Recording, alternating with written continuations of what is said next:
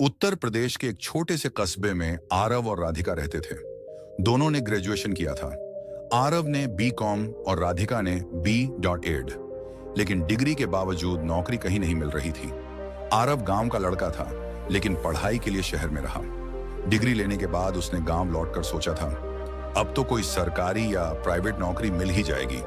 पर महीनों गुजर गए, हाथ में सिर्फ रिजेक्शन लेटर। राधिका का हाल भी कुछ ऐसा ही था। वह शहर में रहती थी।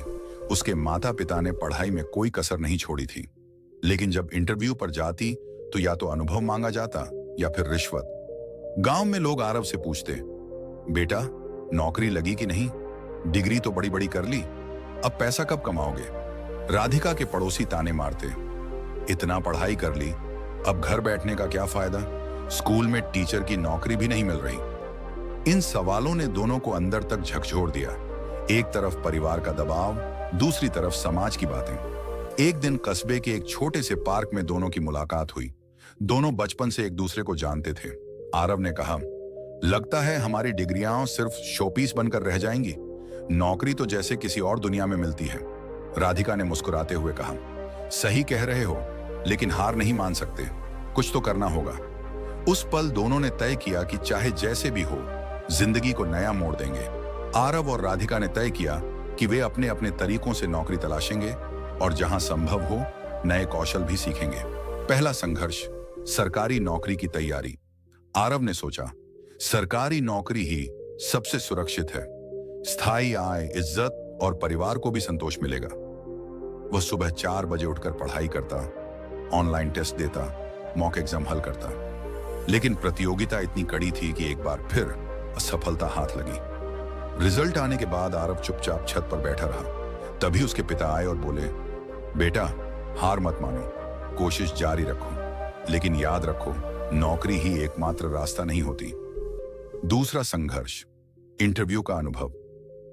राधिका ने कई स्कूलों और कोचिंग सेंटरों में आवेदन किया। एक जगह इंटरव्यू हुआ। प्रिंसिपल ने पूछा, आपके पास अनुभव है? राधिका ने कहा, नहीं, लेकिन पढ़ाने का जुनून है।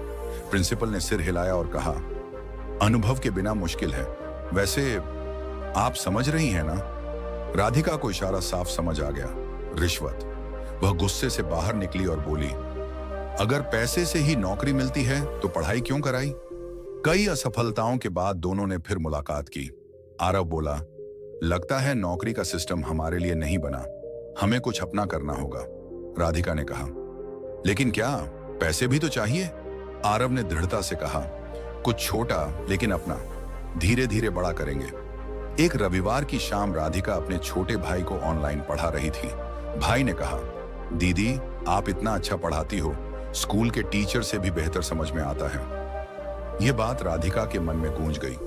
उसी रात उसने आरव को फोन किया, तुम्हें लगता है हम पढ़ाई को बिजनेस बना सकते हैं? मतलब बच्चों को सिखाना, लेकिन थोड़ा अलग अंदाज में।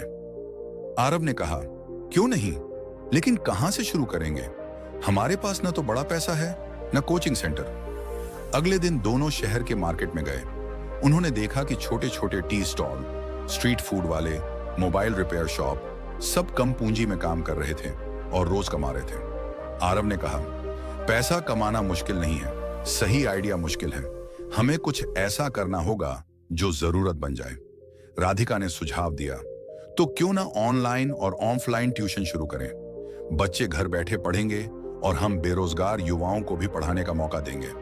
दोनों ने मिलकर एक प्लान बनाया। राधिका पढ़ाएगी और स्टडी मटेरियल तैयार करेगी। आरव मार्केटिंग संभालेगा, सोशल मीडिया, पोस्टर और मुहजबानी प्रचार। उन्होंने घर के एक कमरे को छोटा सा क्लासरूम बना दिया। शुरुआत में बस 3 छात्र आए, जिनकी फीस मिलाकर मुश्किल से 1500 रुपए हुए। राधिका ने हिम्मत नहीं हारी, बोली, छोटा ही सही, पर हमने शुरुआत कर दी है। शुरुआत के कुछ हफ्तों तक मुश्किलें कम नहीं हुईं। 3 बच्चों से 5 हुए, फिर 7। फीस से मिलने वाली रकम किराया, बिजली और इंटरनेट के खर्च में ही खत्म हो जाती। एक दिन आरव ने कहा, राधिका हमें मार्केटिंग पर ज्यादा ध्यान देना होगा। सोशल मीडिया पर वीडियो डालो, छोटे छोटे टीचिंग टिप्स, बच्चों के पेरेंट्स को दिखाओ कि हम कैसे पढ़ाते हैं। राधिका ने हिचकिचाते हुए कहा, लेकिन मुझे कैमरे के सामने अच्छा नहीं लगता। आरव ने मुस्कुराकर कहा, डर को पार किए बिना सफलता नहीं मिलती। याद है हमने बेरोजगारी को चुनौती देने की कसम खाई थी। राधिका ने अपने फोन से एक छोटा सा वीडियो बनाया। गणित को आसान बनाने के 3 तरीके।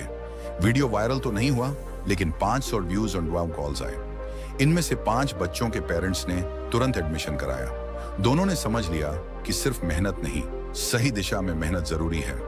आरव ने डिजिटल मार्केटिंग का मुफ्त कोर्स शुरू किया। राधिका ने पढ़ाने की नई तकनीकें सीखी। धीरे धीरे उनके पास 30 छात्र हो गए। अब कमाई 20,000 रुपये मासिक तक पहुंच चुकी थी। लेकिन नई समस्या आई, जगह की कमी। आरव ने कहा, हमें एक बड़ा हॉल किराए पर लेना होगा, लेकिन पैसे? राधिका ने आत्मविश्वास से कहा, स्टूडेंट्स और पेरेंट्स पर भरोसा रखो, किस्तों में फीस लो और हॉल का किराया दे देंगे। आरव और राधिका ने शहर के बीचों बीच एक छोटा हॉल किराए पर लिया। दीवारों को रंगा, पोस्टर लगाए और एक नया नाम दिया, उम्मीद लर्निंग सेंटर।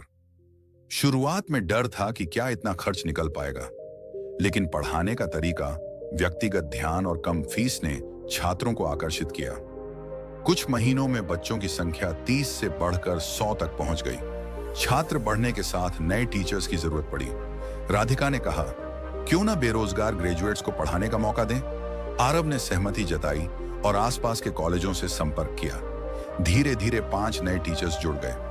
अब सेंटर न सिर्फ उनकी जिंदगी बदल रहा था, बल्कि अन्य युवाओं को भी रोजगार दे रहा था। 1 साल बाद सेंटर की कमाई लाखों में पहुंच गई। पेरेंट्स का भरोसा इतना बढ़ा कि उन्होंने नए कोर्स और डिजिटल क्लास की मांग कर दी। एक स्थानीय अखबार ने हेडलाइन दी, बेरोजगारी से जंग, 2 युवाओं ने बनाया 100 से अधिक बच्चों का भविष्य, 5 बेरोजगारों को दिया रोजगार। एक इंटरव्यू में आरव ने कहा, हमने सीखा कि नौकरी मिलना जरूरी नहीं, काम मिलना जरूरी है। जब आप खुद अवसर बनाते हैं तो दूसरों के लिए भी रास्ता खोलते हैं। राधिका ने जोड़ा, डिग्री सिर्फ कागज नहीं, ये आपके आत्मविश्वास की पहचान है। उसे सही दिशा दें, सफलता जरूर मिलेगी।